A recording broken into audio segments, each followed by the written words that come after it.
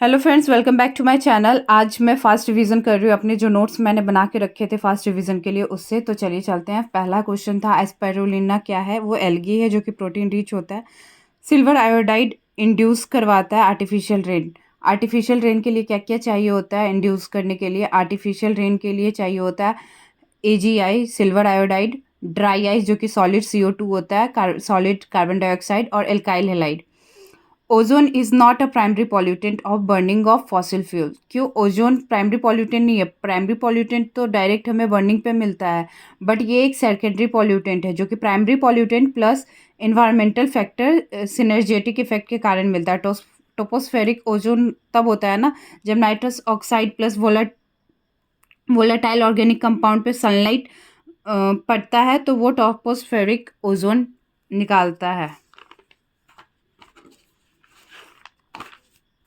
ये मैंने बहुत बार रिवाइज किया है ये नोट्स से, इसलिए इसकी हालत थोड़ी जर्जर हो चुकी है।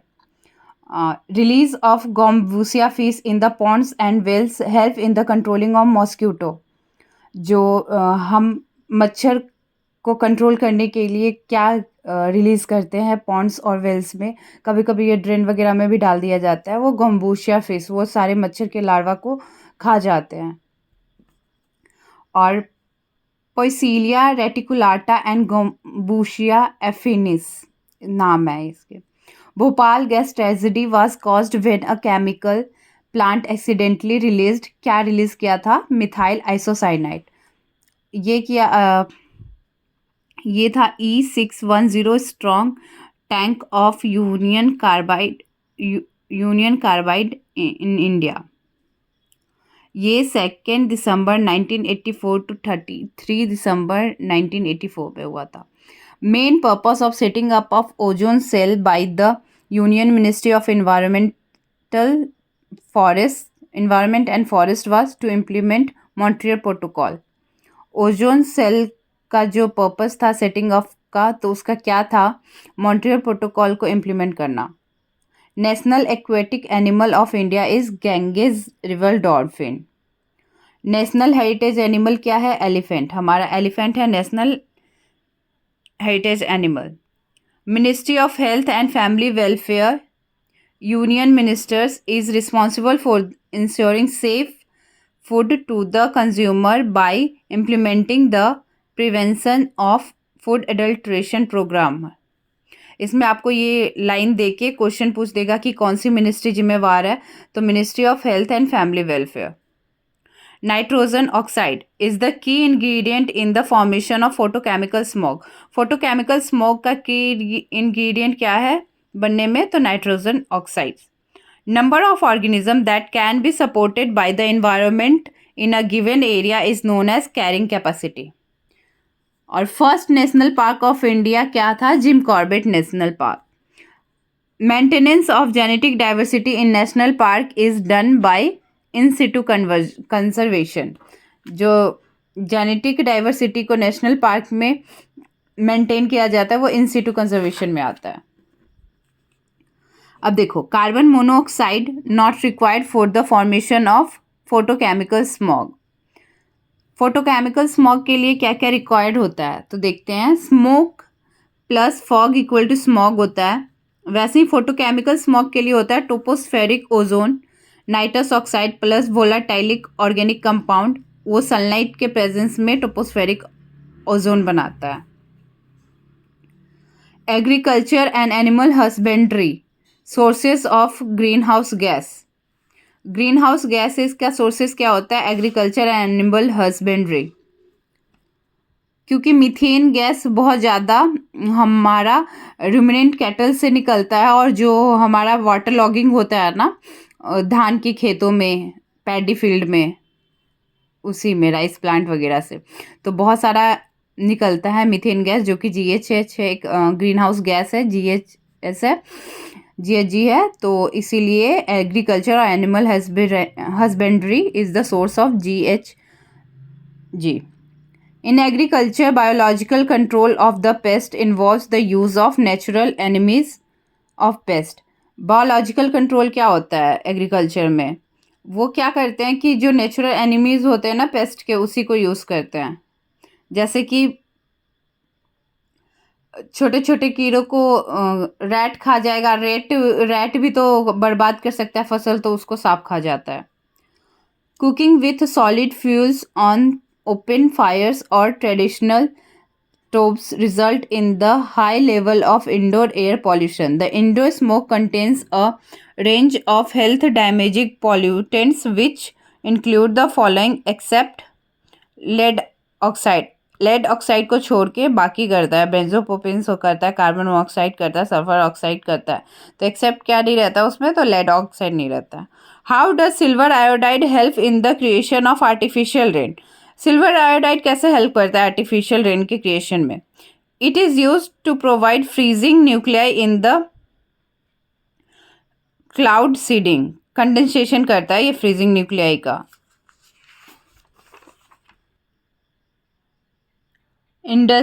International conference held in Rio de Janeiro was United Nations Conference on Sustainable Development. Sources of methane, a greenhouse gas, is domestic animal, coal mining, wetlands. 1 2 3 both. तीनों ही होगा। 1 2 3 डोमेस्टिक एनिमल्स भी होता है, जो मैंने बोला था कि जितने भी रूमिनेंट्स होते हैं सब कैटल वो ग्रीन मीथेन गैस प्रोड्यूस करते ही हैं, तो वो भी एक ग्रीन हाउस गैस है। कोल माइनिंग से भी निकलता है, वेटलैंड से भी निकलता है। Lichen, symbiotic relationship between algae and fungi. Lichen जो है एक सिम्बायोटिक रिलेशनशिप में है एल्गी और फंजाई के बीच में। The Borlaug award in India is given in recognition of outstanding research and contribution in the field of agriculture, environment and extensions. ये फादर ऑफ ग्रीन रिवॉल्यूशन कौन थे? नॉर्मन वोरलंग। उसी के नाम पे ये अवार्ड दिया जाता है। Biodiversity is highest in, first है alpine meadows, coniferous forest, deciduous monsoon forest और wet evergreen forest, wet evergreen equatorial forest. तो आंसर होगा बायोडाइवर्सिटी हाईएस्ट होता है वेट एवरग्रीन इक्वेटोरियल फॉरेस्ट में। Biodiversity change occur increases towards the equator. जैसे जैसे equator की तरफ आता है वैसे वैसे बढ़ता है बायोडाइवर्सिटी का चेंजेस।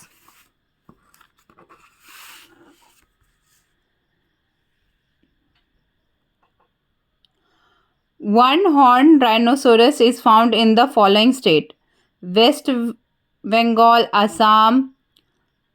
वेस्ट बंगाल में क्या क्या है आपका? जालदापारा नेशनल पार्क और Kaziranga national park. Which of the following place is known for salt water crocodile? Bhitarkanika Orissa में है, वो जाना जाता है सॉल्ट वाटर क्रोकोडाइल के लिए। An ecosystem is compromises all living and non living things in an area. एक ecosystem all living and non living things एक एरिया का कॉम्प्रोमाइज करता है। BOD is a standard criteria for pollution assay in aquatic system. Biogeological oxygen demand. Mangrove plants, plant in marshy area with breathing roots, उसे बोलते हैं pneumatophores और विविपैरिटी। Mangrove plants होते हैं जो कि मार्शी एरिया में होते हैं, जिनके ब्रीदिंग रूट्स होते हैं, न्यूमेटोफोर्स जिसे बोला जाता है, और ये विविपैरिटी भी शो करते हैं। Dugong, it is a marine animal. Coal-based power plants are among those which emit mercury into the environment. Minamata Conservation aims at phasing out the use of mercury-based products. Both 1 and 2 are correct. The Yellowstone National Park is located in USA. United States of America में based है।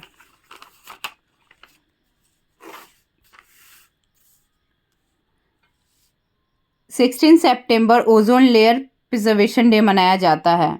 Environment protection act EPA is also known as umbrella legislation.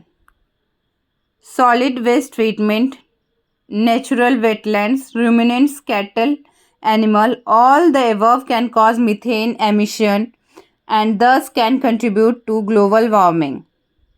30 point. In Earth atmosphere, which of the following have the property of absorbing the heat, contribute to the warming of atmosphere?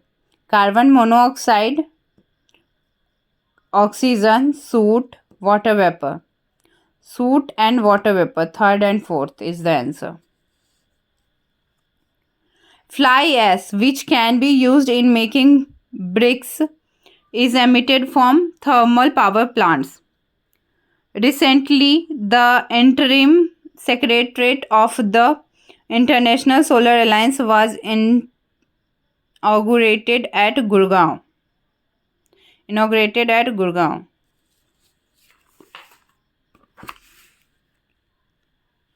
Example of lentic habitat in the freshwater communities, ponds and swamps. लेंटिंग को आप ऐसे समझ सकते हो, लेटा हुआ means वो बहता हुआ पानी नहीं होता है, तो वो पॉन्ड्स एंड स्वैम्स, क्योंकि रिवर वगैरह में आपका बहता हुआ होता है, बट पॉन्ड्स वगैरह में तो ठहरा हुआ होता है. Organisation related to red data book और red list are IUCN. Carbon dioxide is released from the interior of the earth during volcanic eruption. It corrodes metal surface. It is required for the green plant for their survival.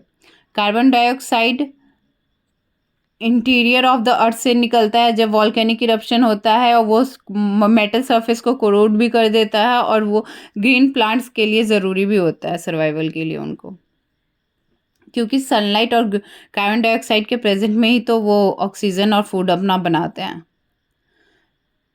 34. Smoke are always at the end of a food chain. Sorry, smoke नहीं, snake are always at the end of the food chain. नहीं, गलत होगा यार, उसके ऊपर भी तो vulture वगैरह होते हैं. सम स्नेक आर विविपेरस सही है, तो आंसर होगा only 2 correct. Bali action plan in the context of REDP और REDP plus, a global climate change है जो कि REDP और REDP प्लस में हुआ था. Bali action plan global climate change के लिए बाली एक्शन प्लान बनाया गया था. State related to silent valley project is Kerala. Which of the following institution is not related to the environment? Centre for science and environment, botanical survey of India, Indian wild life institute, survey of India. कौन सा नहीं है? तो सर्वे of India नहीं है. Protagonist of Chipko movement. Protagonist होंगे चंदी प्रसाद भट्ट, और चिपकू movement के लिए तो गौरा देवी, चंदी प्रसाद भट्ट दोनों ही फेमस हैं.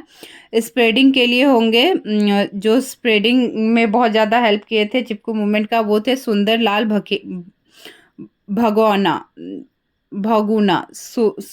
स्प्रेडिंग के लिए थे सुंदरलाल भगुना, और प्रोटोगनिस्ट थे इनके गौरा देवी और चंदी प्रसाद भट्ट, याद रखिएगा, वो प्रोटोगनिस्ट थे, और स्प्रेडिंग के लिए थे सुंदरलाल भगुना.